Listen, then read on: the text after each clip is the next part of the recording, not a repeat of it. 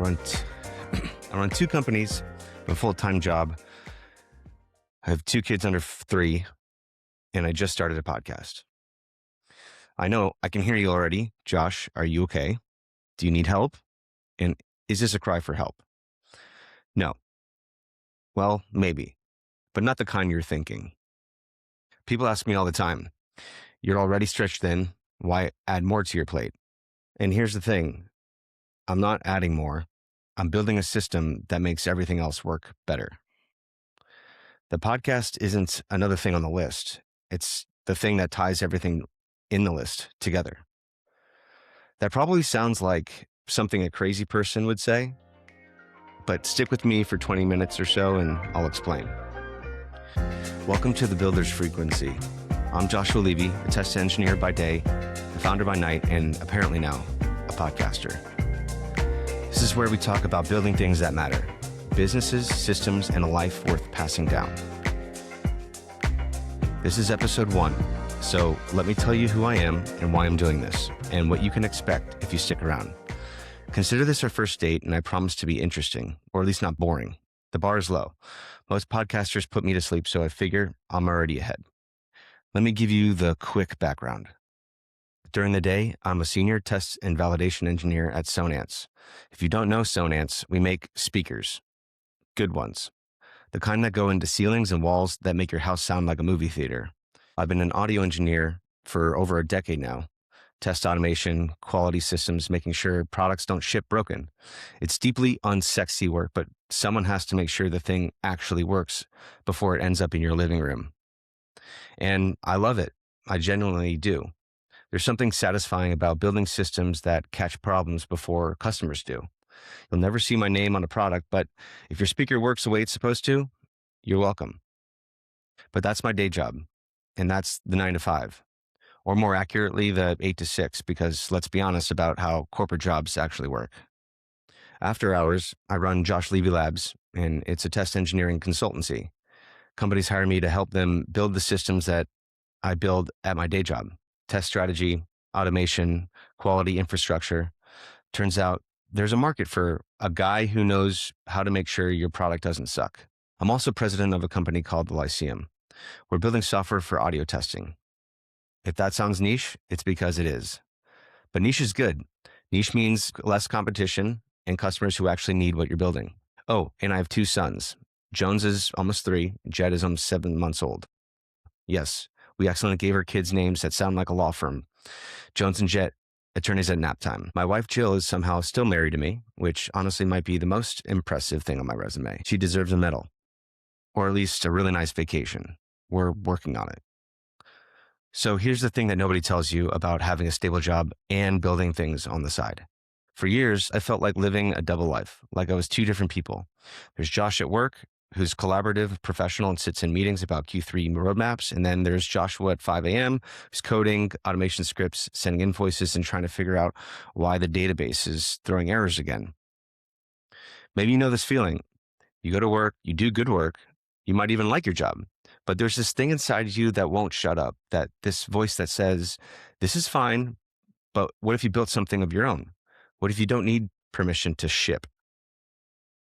And if you felt that, you've probably also heard the conventional wisdom, the Gary V advice, the hustle culture gospel. Quit your job, go all in, burn the boats. If you're not all in, you're not serious. I call BS on that. Look, I'm not saying there's never a time to quit. Some people should quit. Some situations demand it. But this idea that you have to choose that you're either an entrepreneur or an employee, that's a false binary. And I think it's actually a dangerous advice for most people. Because here's what nobody mentions. Most businesses fail. The stats are brutal.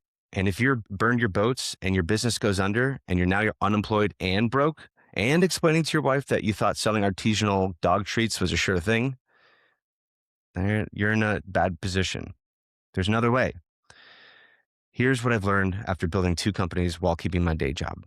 Your job isn't the obstacle. It's the foundation. Think about it. Your job is the investor that funds your experiments.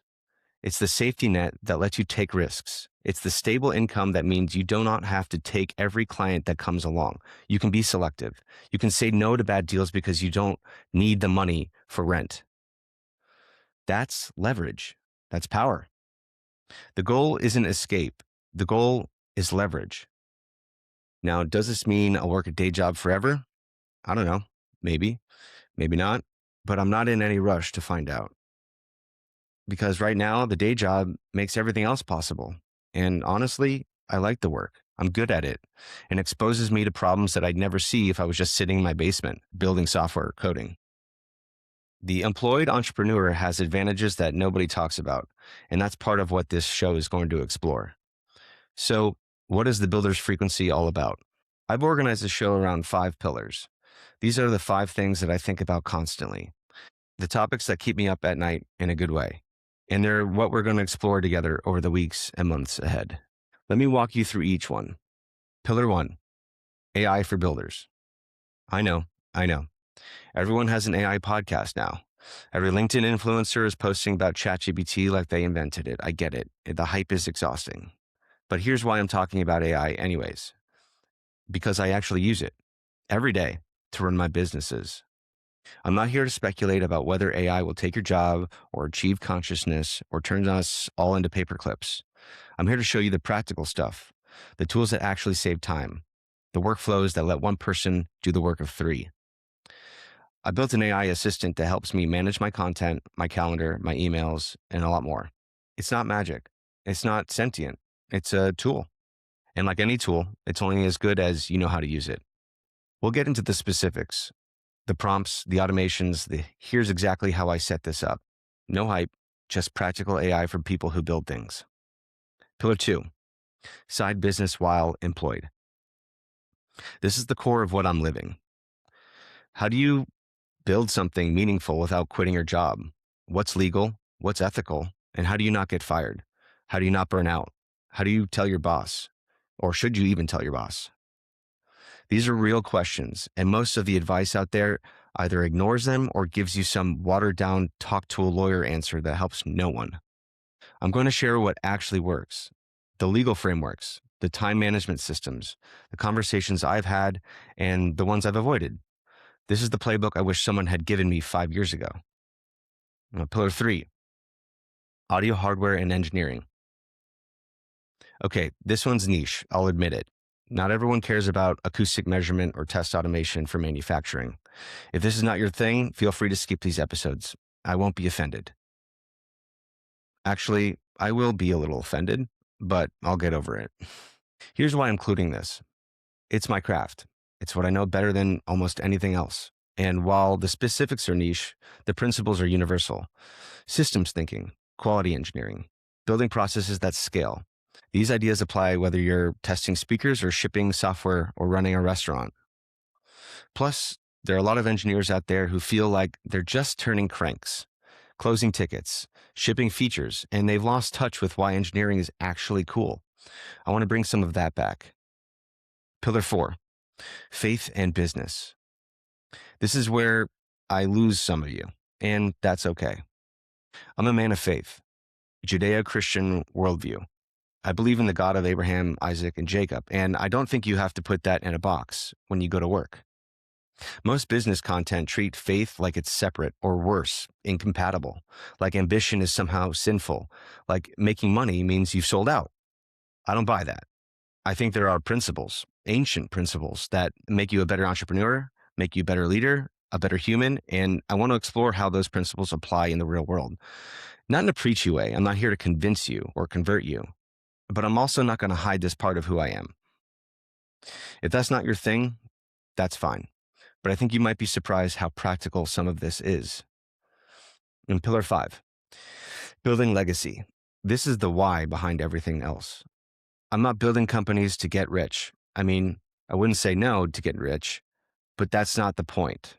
Everything I'm doing for my sons, for my family, for the people who come after me. I want to build something that outlasts me, something that I can hand down. Not just money, although that would be nice, but knowledge, systems, a way of thinking about the world. I want Jones and Jet to grow up seeing their dad build things, not just consume, not just complain. but build.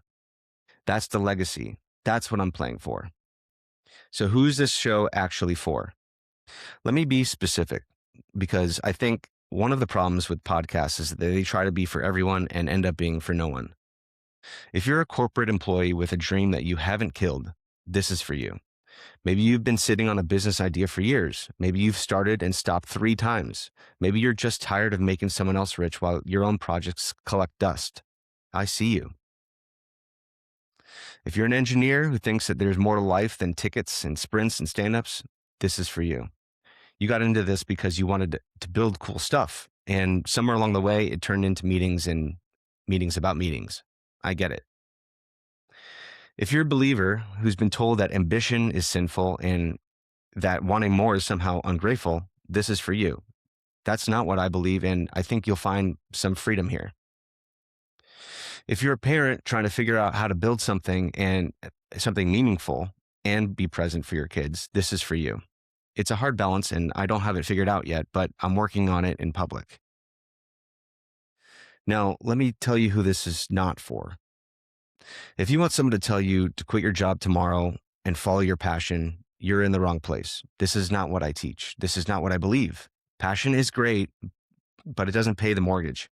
If you want to get rich quick scheme or passive income hacks or whatever the hustle bros are selling this week, this is not that.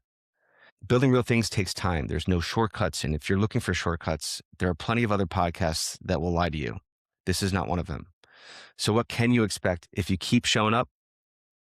Here's the format. Every week, one episode, usually 20 to 30 minutes, long enough to go deep and short enough that you can listen on a commute.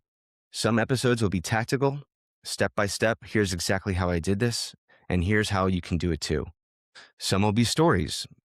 Here's what happened to me. Here's what went wrong. Here's what I learned. I'll share the failures too, the stuff that didn't work. I think we learn more from failures than wins, but nobody wants to talk about them. I will. Some will be frameworks, mental models. Here's a way to think about this problem that might help you. I'll occasionally bring on guests, people who are doing interesting things, building interesting companies, but mostly it's going to be you and me. I'm not trying to build a media empire. I'm not trying to chase sponsors or downloads or whatever vanity metrics podcasters chase. I'm just trying to share what I'm learning while I'm still learning it. That's it. And before I wrap up, let me explain the name because people keep asking. Why the builder's frequency? 2 reasons.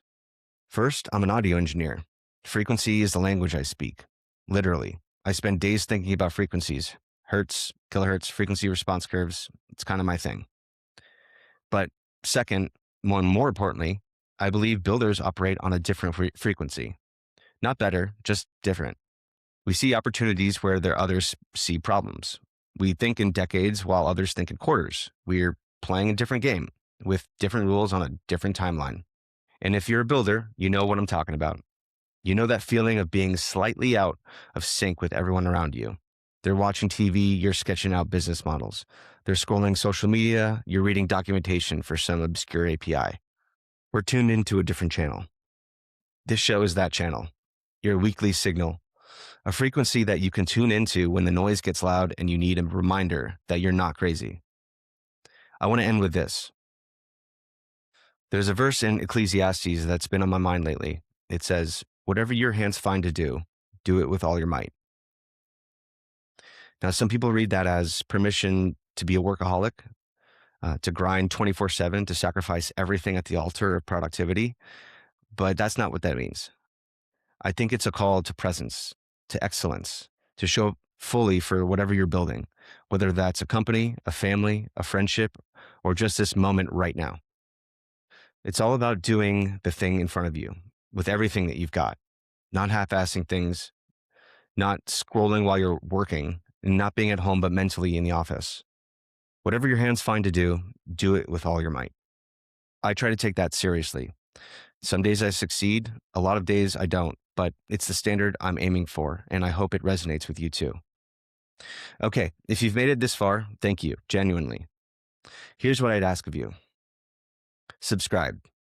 Wherever you're listening to, Spotify, Apple, YouTube, wherever, hit that button. I know every podcaster asks you to subscribe, and it feels like a meaningless ritual at this point, but it actually matters. It tells the algorithms that real humans are listening, and algorithms decide who sees what these days. If you want to go deeper, I write a weekly newsletter, same name, The Builder's Frequency.